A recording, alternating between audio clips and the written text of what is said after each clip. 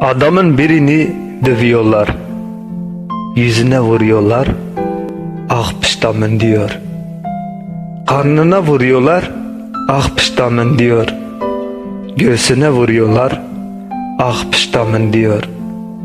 Soruyorlar adama, sırtına vurmadığımız halde neden her darbede sırtım diye inliyorsun? Benim sırtım sağlam olsa sen o eli kaldıramazdın diyor. Bizim meselemiz bu. Biz birbirimizin sırtında değiliz.